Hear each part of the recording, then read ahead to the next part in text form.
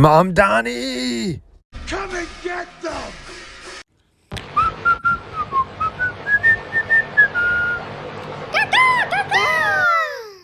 Welcome to another Freedom Seeds Friday. Did you know that in New Jersey, they can take your firearms before you've even committed a crime, but just because someone thinks you might?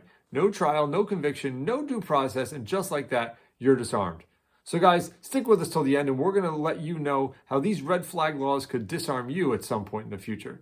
Hit that like and subscribe button. Comment down below. Let me know, do you really know what these red flag laws are about? And do you think they're really to stop crime and stop people from getting hurt? Or are they to disarm the law-abiding citizen in a sneaky, tyrannical way? Guys, comment down below. Let me know what you think. So when I do these videos, I am learning myself. I want to find out more about these things, and I want to share it with you guys out there so that you know as well. So first of all, these red flag laws are also known as Extreme Risk Protective Orders, ERPO. They allow police or family members to petition a judge to temporarily seize firearms. In New Jersey, they were enacted in 2019 under Phil Murphy. Surprise, surprise. No criminal charge or mental health adjudication is required for initial confiscation. So right there, you don't need any charges against you or a mental health episode and diagnosis to have your guns confiscated in New Jersey. So it's confiscation before conviction. So here's how they work. Police, family, or even an ex can file a petition, and a judge can issue a temporary order without even notifying you. Police seize your guns and ammo immediately. Within 10 days, a hearing decides whether to extend it up to a year and sometimes indefinitely.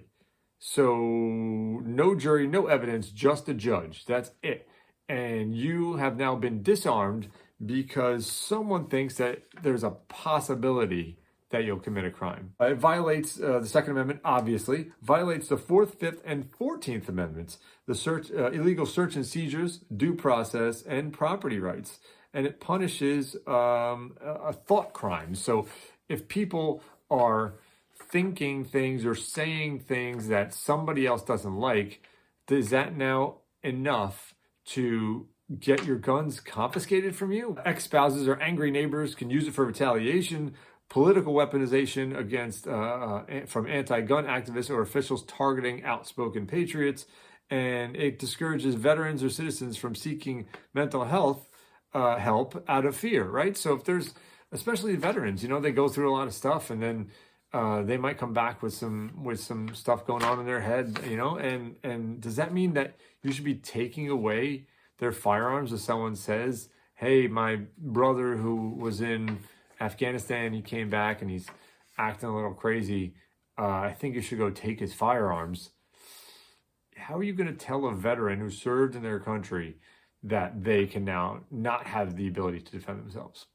So you could see how this is dangerous territory. This isn't Minority Report, right? Isn't that the movie where they go in the future to see what crimes you'll commit and they can arrest you in the present? I think that's what happened. But yeah, you know what I'm saying. You can't say, I think this person will commit a crime at some point, so now I'm going to take away their firearm. These laws set a precedent for total gun registration and confiscation. Once accepted, the government can expand them, and redefining risk however they want.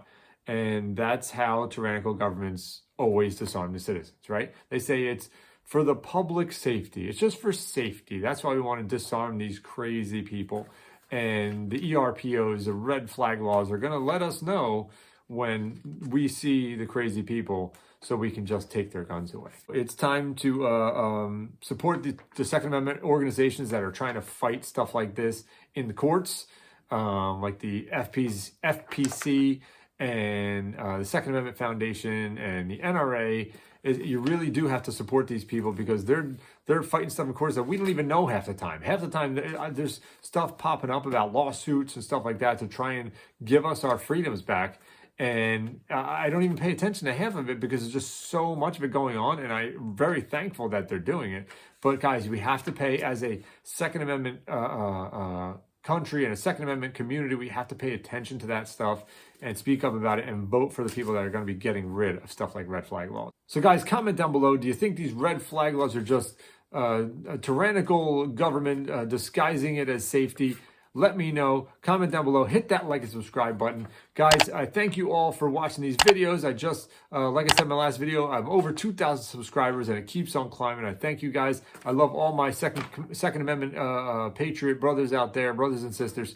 And thanks for watching these videos, guys. Keep learning, keep training. If you don't have a firearm, get yourself a firearm, learn how to use it, get yourself a concealed carry permit, and become your first responder and learn how to protect yourself and your loved ones and the innocent people around you. Guys, have a good rest of your night, and God bless you all.